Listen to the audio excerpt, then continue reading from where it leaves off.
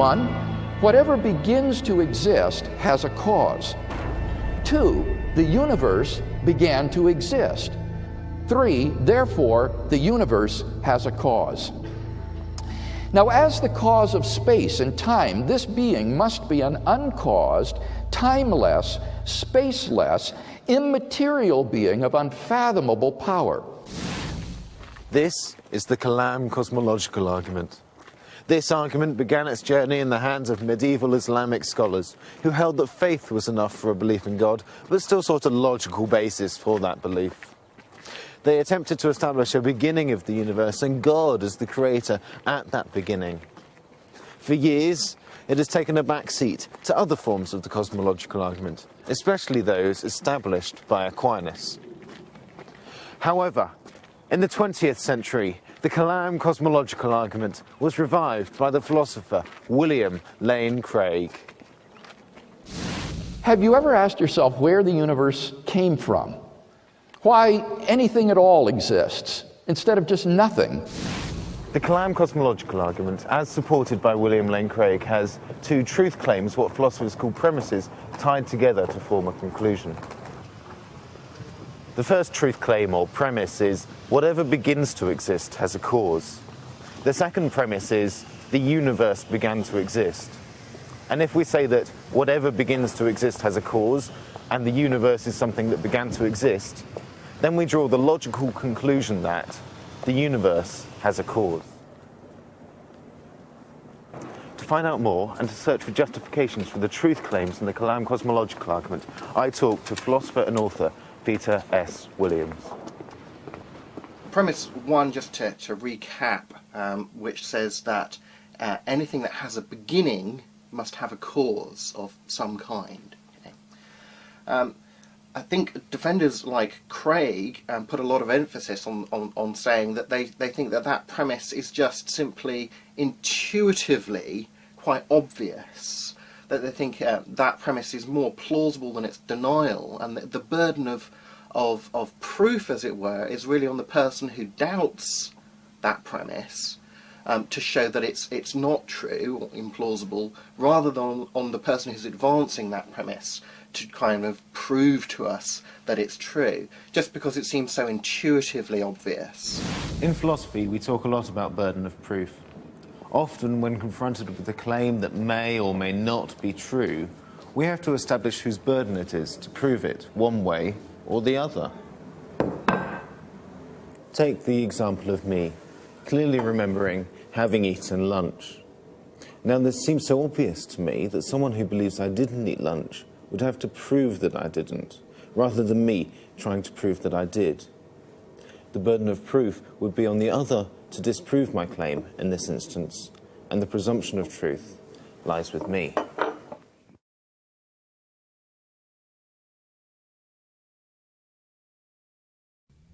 Peter is applying this kind of principle to causation. He's saying that if something just popped into existence, we would automatically assume that it had a cause of some kind. For instance, we're sat in a room with a projector and a film starts to play. This film has popped into existence in the sense that a minute ago this particular showing had not started, it did not yet exist. And it seems intuitively obvious that a projectionist caused the film to start. It had a cause of some kind. And the burden of proof would be on someone who disagrees with that. The same, Peter argues, can be applied to the universe beginning to exist.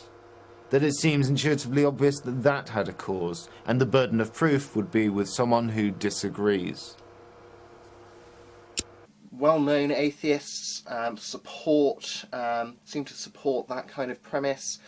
David Hume, well-known Scottish sceptical philosopher, once said that he had never supported so absurd an idea as that something could arise without a cause, that something could just pop into existence, as it were, and there'd be no explanation, no reason for it arising, for it popping into existence. So it's not just an intuition shared by people who believe in a God or believe in a cause of the universe.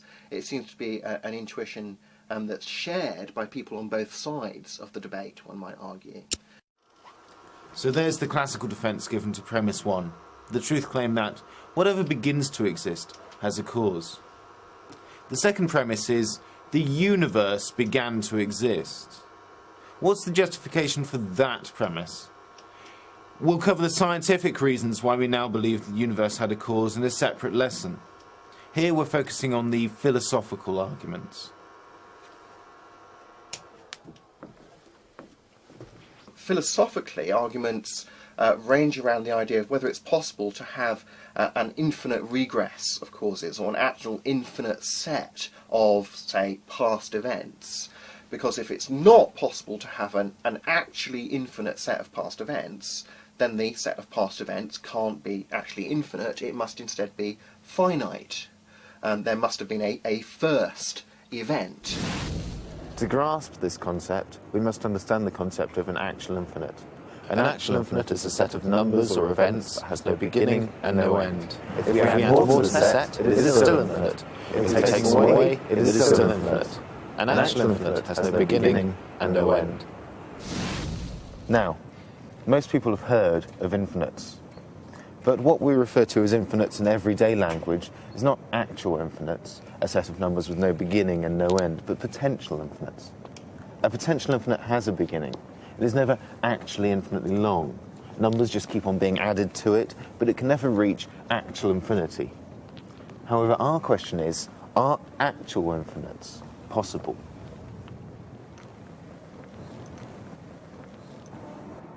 If it is possible to have an actual infinite, then it's possible to have a universe with no beginning and no end.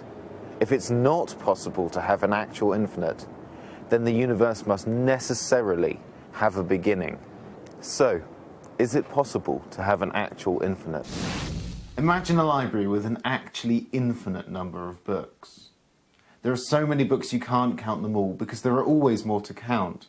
There's no beginning and no end to the number of books. The number of books is actually infinite. Now suppose that we take every other book away. With a normal, non-infinite number of books, you'll have just halved the amount. But not with this library. Because this library has an actually infinite number of books, taking half away still leaves an actually infinite number. And the number of all those you've just tossed out, that is, every other book, is also actually infinitely long. So, dividing an actual infinite into two doesn't create two halves of an actual infinite. It creates two actual infinites. And that is clearly not possible. Let me give you another example.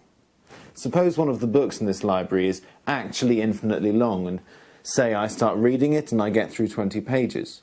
Now with a normal book you'd have thought I'd be making progress, but not when I'm reading a book that's actually infinitely long. I've still got an actually infinite number of pages to go. I can't move through the book. Even if I read page after page, I'm nowhere nearer the end.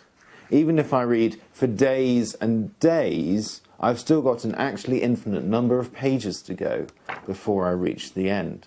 And that is clearly not possible. These kind of practical problems show that actual infinites are impossible. Philosophers discard actual infinites because they just don't make sense.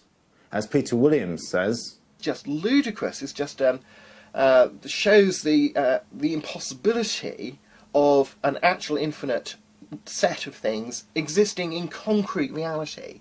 Therefore, because actual infinites cannot exist, the universe cannot be infinitely old, and thus must have had a beginning.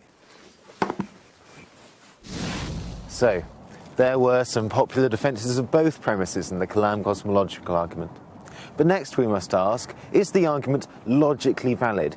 Is it a proof? If so, what kind?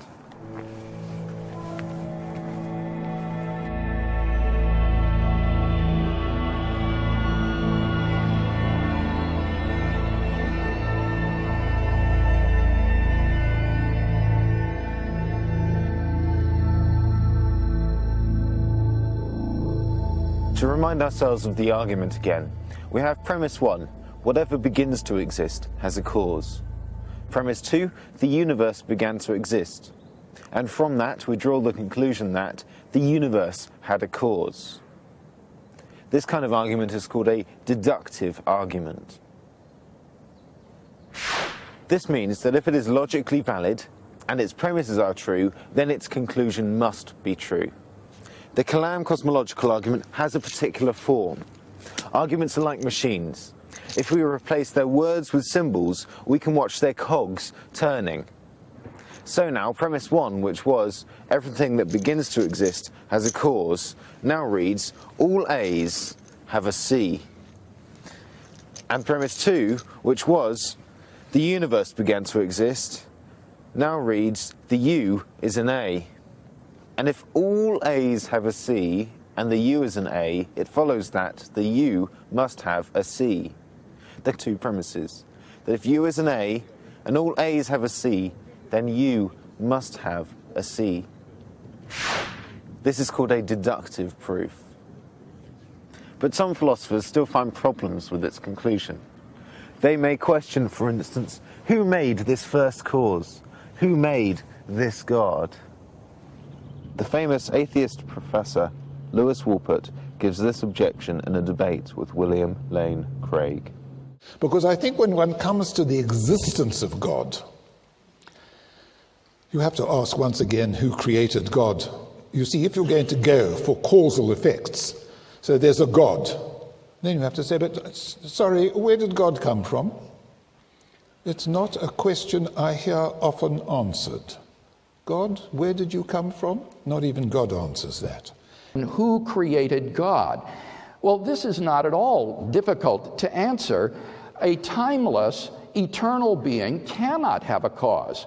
As Keith Ward points out in his book, God, Chance, and Necessity, if one asks what caused God, the answer is that nothing could bring into being a reality which wholly transcends space-time and which is self-existent.